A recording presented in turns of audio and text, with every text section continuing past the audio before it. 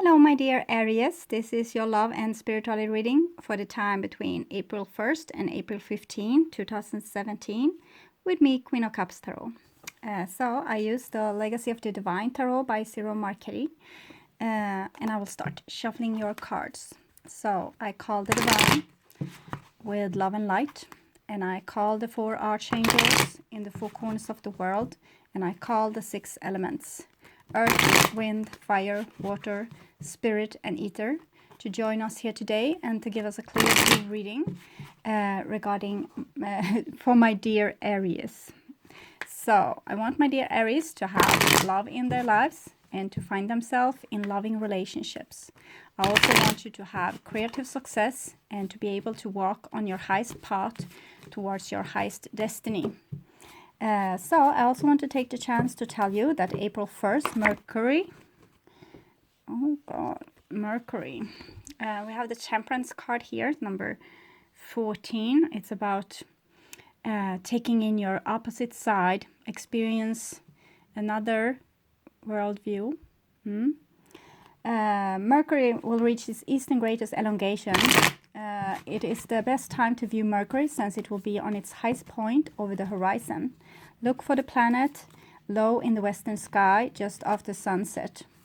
April 7th, the giant planet Jupiter will be at opposition and will be fully illuminated by the sun. It will be at its closest approach to Earth and will be brighter than any other time of the year. April 11th, we will also have the full moon. Okay, so I will just tune in for a few seconds.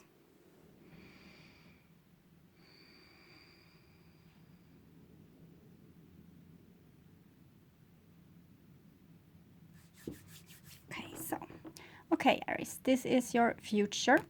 Oh, I will do that again. So this is your future. No, it wants to do that. Okay, so, and this is your now, and this is the past. So maybe your future isn't really absolute certain. Maybe it's something still being pondered on, or you have your free will. So it might be different outcome for different areas this time. Okay, so the first card here in your past is the Hermit. The Hermit is about going inwardly to find out who you are, what you want, what's your moral codes and values apart from other people's. You need to find your inner road, your inner light. It's Virgo here, so it might be going on together with some Virgo in your life, or it's about splitting yourself from society and being more individualistic so you can build your own worldview. Not build it on what other has taught you, but what you feel is the truth for you. Okay. So the next card here is a 7 of Wands. So 7 of Wands means that you might need to start sorting a little bit from what other people approach you with. Sometimes it can have to do with self-respect. We can see at the Hermit as a teenager moving away from home, or a person moving away from society to be alone.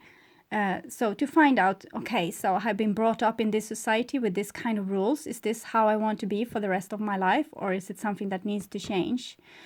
So the 7 of Wands is a situation where you might need to have to fight for your conviction, and you might also find sometimes that your conviction isn't really true. So it's a situation where you need to be able to mirror yourself in the highest resistance for what you actually stand for, kind of calling your bluff.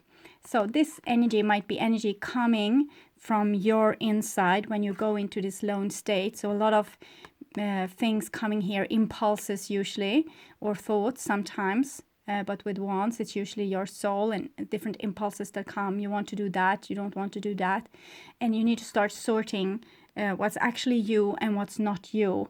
What might be a social inheritance going back to your parents or the society which you were born into, and that's not longer of your opinion. You don't need to carry this the flame from this anymore.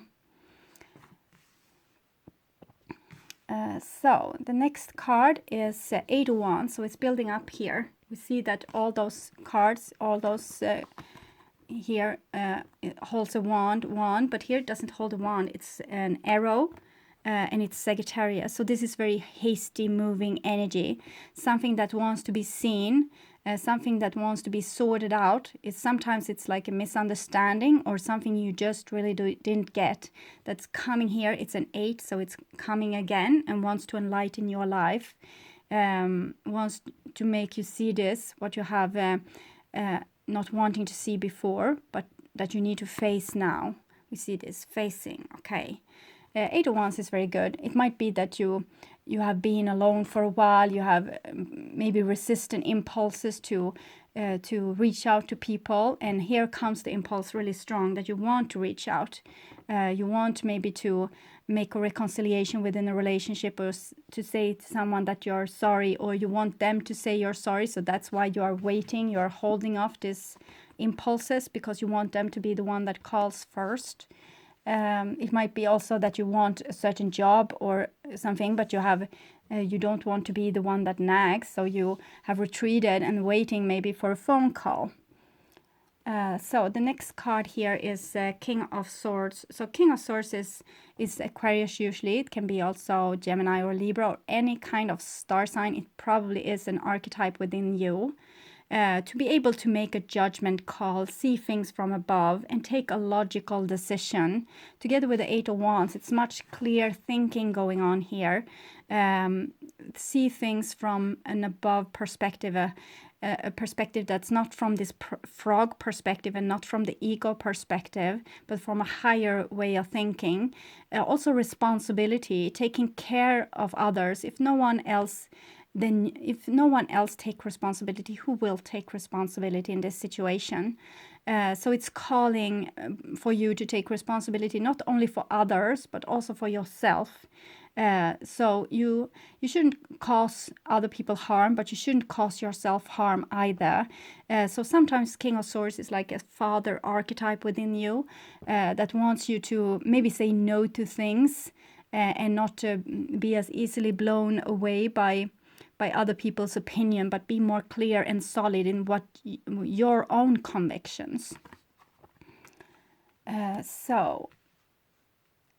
the next card here is the Five of Wands. So Five of Wands is still that there's still some quarreling going on or some petty arguments, something that you don't seem to be able to overcome. Maybe you have put yourself in a too stoic situation with the King of Swords, thinking that you are right and you don't want to see maybe the other people's opinions.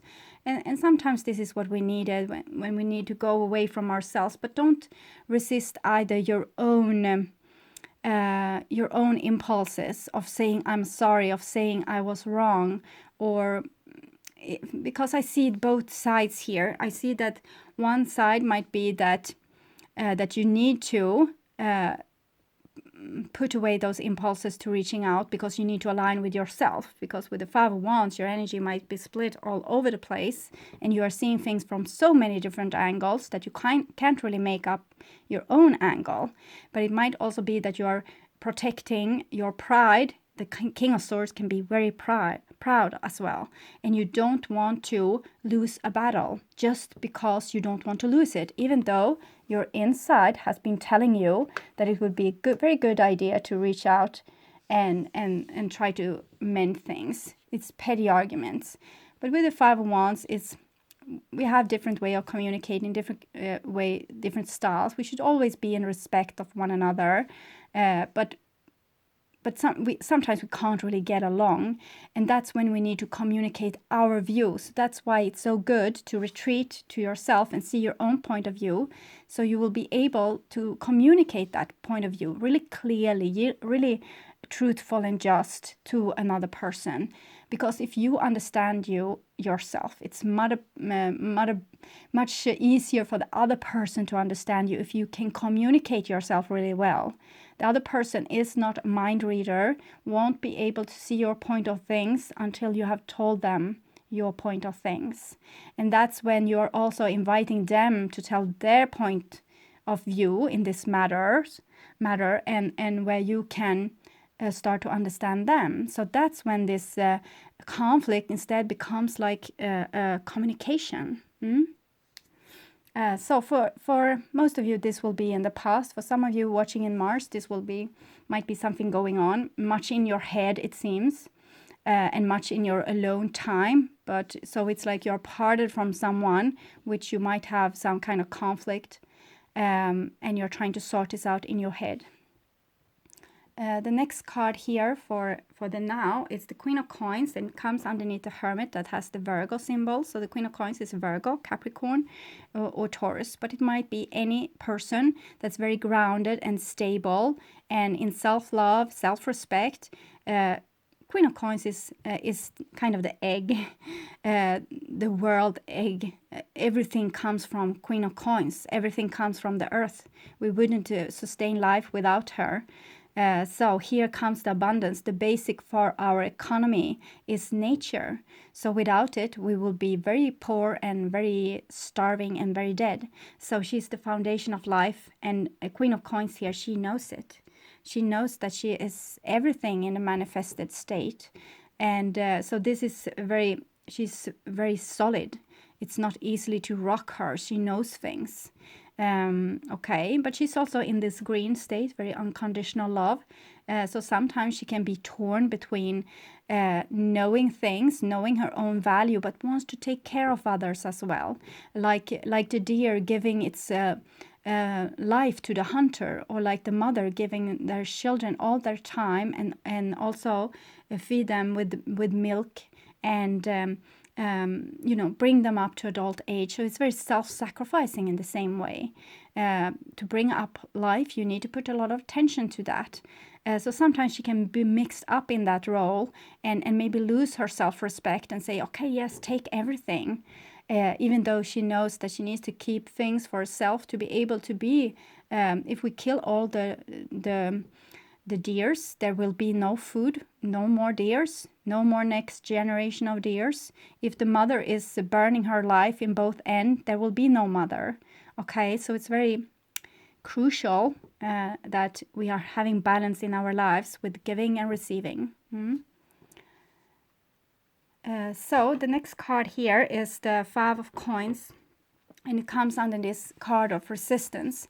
So I think something is going on with you where you try to keep yourself on a high point and have a high attitude, like I'm good, I'm great, I'm doing this very good, or I'm in a great position, I was right.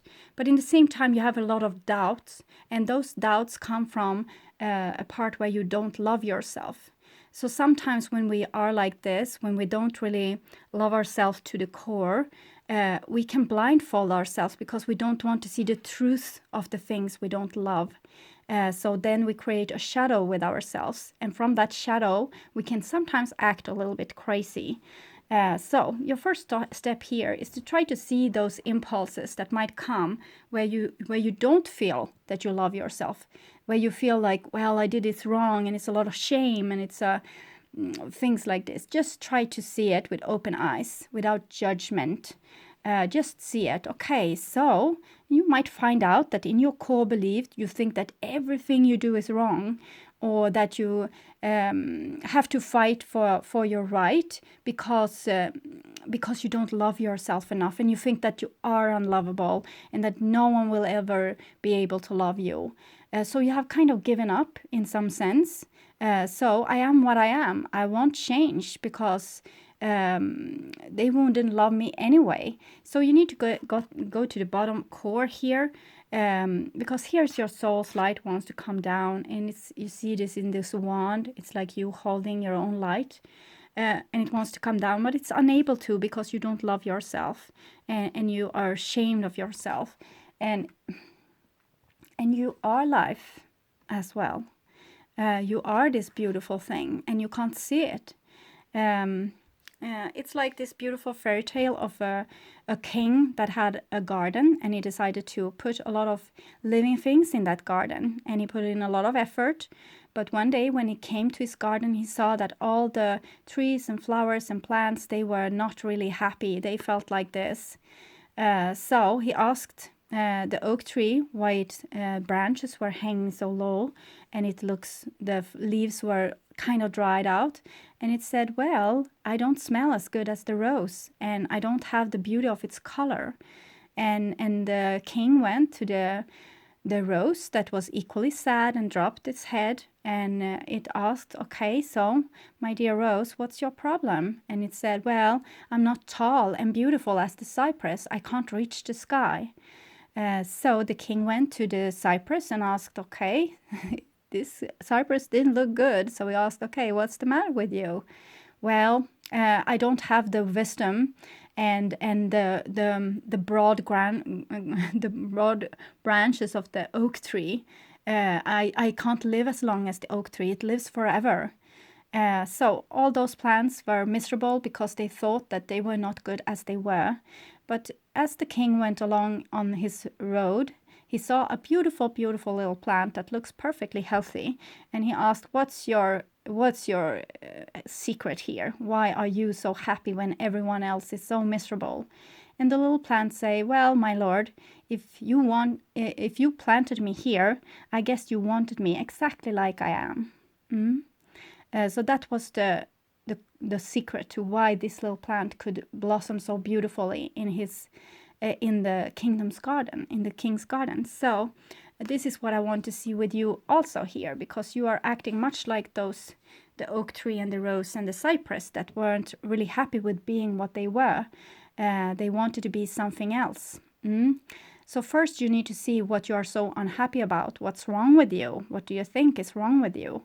And how do you want to change this? And get even deeper down to who are you really? This is why you went into the hermit stage in the first place. This is why this happened.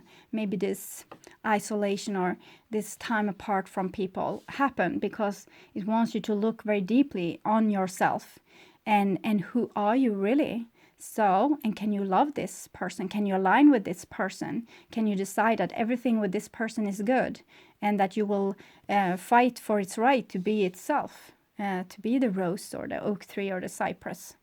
Okay, so really central here we have the Seven of Swords. So this is you a little bit lying to yourself. It might be also a lack of wanting to take responsibility. You just want to go on the surface of this. You don't want to dive deep. You are very fearful what's going to happen if you dive deep, that you're going to find maybe uncomfortable feelings that you don't want to face or uncomfortable realities. The Seven of Swords is a little bit of giving up, living on the edge of society and deciding, well, I'm like this. I'm so different than anyone else, and they all hate me. So I'm living on the verge of everything here, and I'm resisting also people. You have two sevens here, Seven of Wands and Seven of Swords, the masculine sevens. And sevens are a situation which you can't really control. They're just coming to you and testing you, want you to see yourself. So those are a good opportunity to change things in your life to the better, because it's like you're being granted a beautiful situation where you can see yourself, make the necessary adjustments and move on your path in a much higher frequency. So the magpie here is holding the Aquarius symbol. So the clue is to look at yourself from above and not be fearful of what you're seeing. Watching without judging, okay? Watching and just seeing what's happening is the first step here. Don't be so alarmed with what you are seeing. Everything you see, it's good.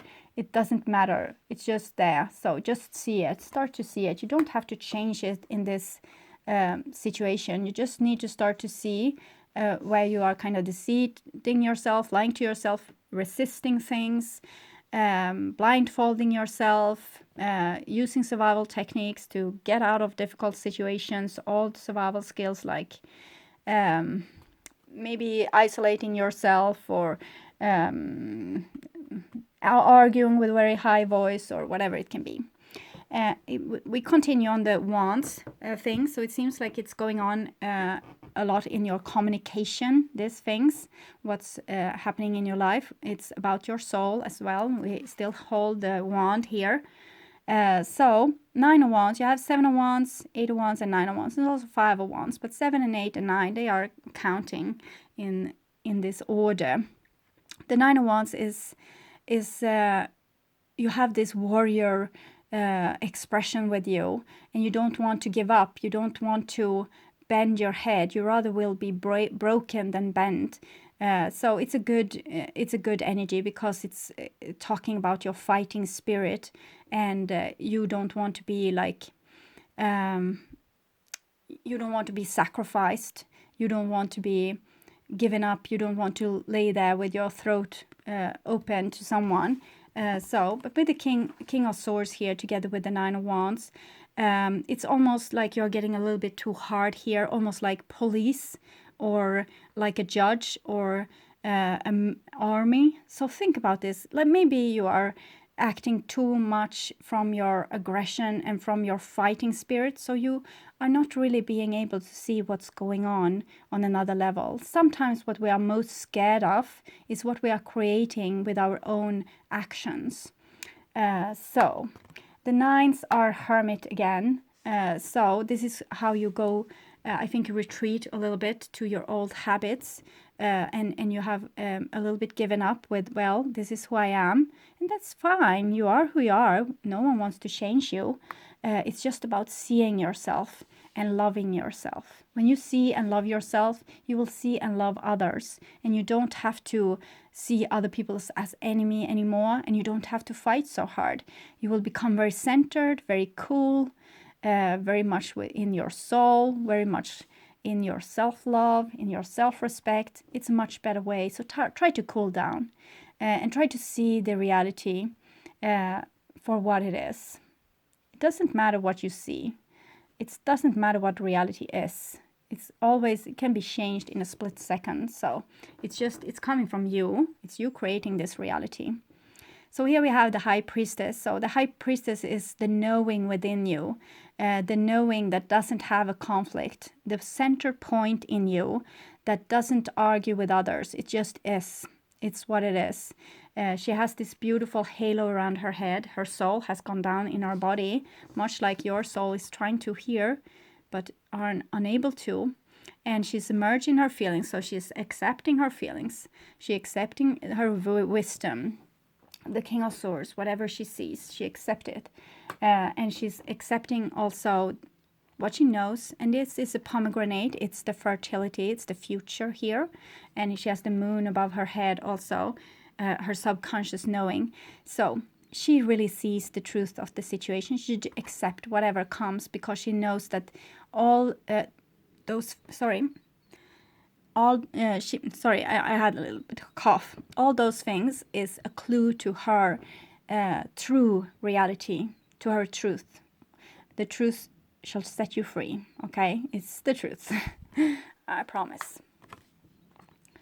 So listen to the birds outside. I don't know if you can hear it, but it's starting to become spring here in Sweden. It's like 10 degrees outside. That's Celsius. So here's the future. We have the World card here. So there's a beautiful solution to all this. It lies in the wisdom of your inner being, of this self-love and self-knowledge. You are good exactly as you are. You're a beautiful soul. You have been through so much and have so much experience. So what you're doing here is merely, it's kind of the final examiner before you can go on your next level. So you're very supported. You're right on schedule, doing the right thing in the right time, divine timing.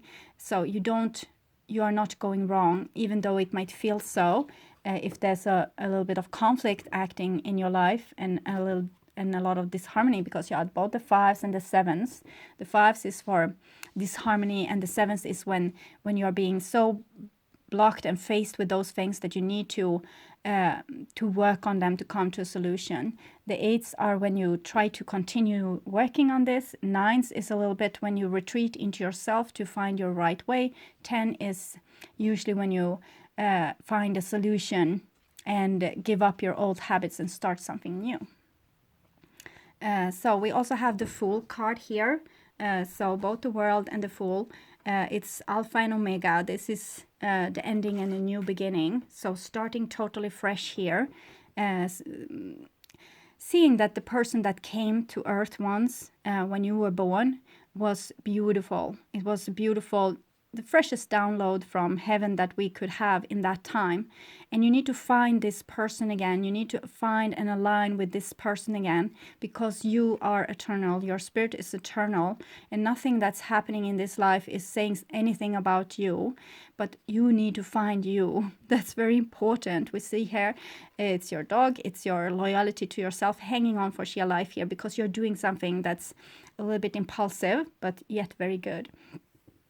It's Eight of Wands is Sagittarius, impulsive energy, just jumping, just doing something very purely and honestly from your core, from your soul. Maybe saying to someone that you're sorry, or starting a new endeavor, or just deciding, well, I will throw this away and I will start my new endeavor. So it's very promising and happy and self-fulfilling with the Fool. Everything is possible when it comes to the Fool. It's a very good card. Especially when it comes like this, it's talking about like relax and find your inner center, find your inner self, true self. Try to put down this inner conflict. Whatever you can't control, let it be. Don't mind it for the moment, and try to center yourself. What do you want? Okay, what can you do to... Sometimes we don't want to act at all. We wait for someone else to act, but with the Fool, we don't wait. We just do, and we feel the adrenaline rush, and we feel life and blood in our veins, and we know that we are alive. We know that we have a heart. We are not... the King of Swords and the Seven of Swords is talking about a certain cautious action where we kind of hide away from life and try to be very level-headed, not have so much feeling, keep our cool, separate ourselves from others, having this overworldly view, not being involved with petty arguments and petty feelings, just distance yourself. But with the Fool, it's something else. It's participating in life. It's throwing you out there in the mix, doing something.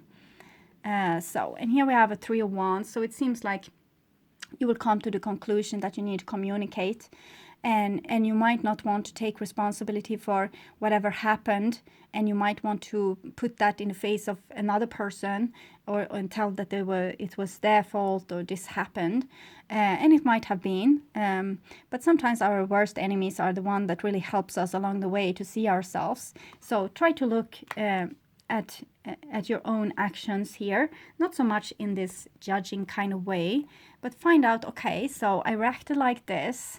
What was it about? What did I feel in that situation? What did I really feel? What did I want to obtain? Did I want to control something or someone? Did I want someone to obey for my will? Did I want to force them into my reality? What happened? So try to figure that out, because it seems like it might have been a situation where you don't really want to see this, but you ought to. With the Three of Wands, it's time to communicate. It's time to find out what you really want in this situation, and set a course. Okay, this is what I want. This is where I'm going to go. This is what I'm going to do. So it's a totally new beginning here. The next card is also Earth. It's a King of Coins. So you have two kings here. One is King of Swords and the other one is King of Coins. And between them is this land of insecurity. It's like between North and South Korea here. This line that's very infertile, and where each side is seeing that the other one is doing something. So I will do something before they do something. And the war escalates, or the tension escalates. So it's two kings, it's two authorities here. The Earth might be connected here. Earth and air is very unsimilar, or they are each other's opposites anyway. The air is very fluid and fluctuative, and Earth is very stable and grounded. And Earth needs to deal with earthly things. Wind just has to blow around. So to be wind can be very easy, to just disconnect from everything and, fly away when anything is feeling like a bother. The King of Coins and Queen of Coins is more like a house. It doesn't move anywhere. So it's there already, and it seems like it's there, and you need to deal with it. You need to address it. 7, 7, and then this King of Coins. You need to step up to some kind of responsibility that's coming to something that has to do with stability. It might be a work situation. It might be a husband and a wife. It might be a situation with father or mother, a boy or a girlfriend, a friend, long-lasting friend, stable friendship, because they come the coins here, something that has been going on for a long time, family member. So you need to face up to your responsibility in this situation, and be this warm and gentle person that kind of wants to build something that's very grounded and beautiful, and you're not being stuck in this situation where you try to protect yourself from the other, so that you actually fuel this situation and make it exactly as the way that you feared it would be. Sometimes we do like this. When we fear that the other person doesn't want to communicate, we stop communicating. So then we really don't communicate. So it's a little bit like this. The last card here, it's a Page of Coins. So Page of Coins is much like the Fool card. It's your essence. It's who you were from the beginning. It might has to do with the child, or it might has to do with the inner child of someone else's. We have both the king and the child here. So it might be a father-daughter situation, or a situation where you need to take a lot of responsibility for the other person is very much working with their inner child right now, and being much in self-respect, and maybe acting out things because they are working on something. The Page of Coins is trying to be the person that they are, real natural. When you come to Earth, you are this Page of Coins. You have this setup of your DNA and your personality and things like this, and then you are being put through being brought up in a family and getting all their values and views, and maybe from teachers, friends, and other things. And then you become a teenager and you move out from your house, from the old home or the old society, to reconnect with yourself. And what you're reconnecting with is this. It's your inner core, the seed, where you were, who were you when you came. So you don't have to have the conditioning from your parents or society or teachers anymore. You can choose to keep something of this, what you loved. So, and the other rest of things, they can go. So what you will have left is your core essence and this new experience that you have got through being on Earth during this time. But this is what you need to find.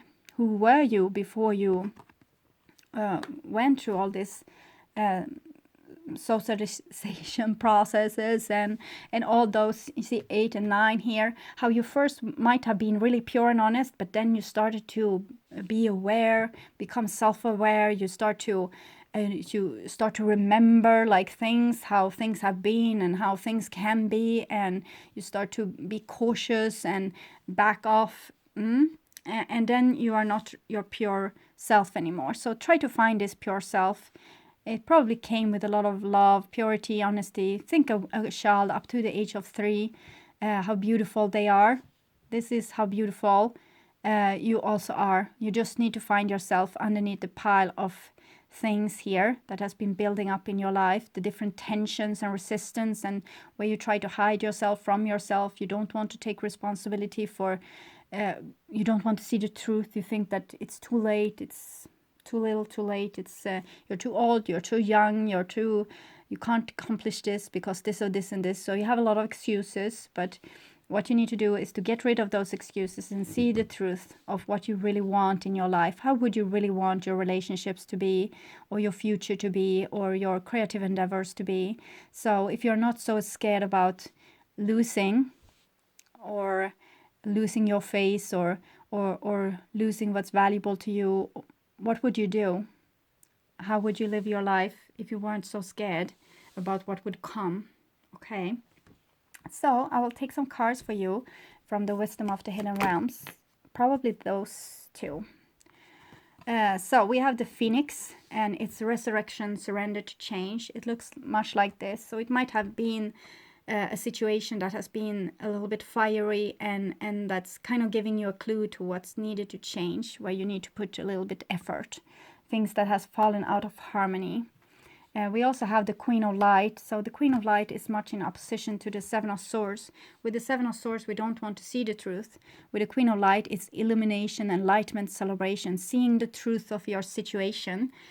So you're able to make the most conscious choice. And this is when you can have the beautiful aspect of the King of Swords, not being in control, but being this watcher, seeing things from above for everyone's benefits, not just for your own illumination. So you're very well on your way to see things that you have been resisting to see before, but now they come here very beautifully.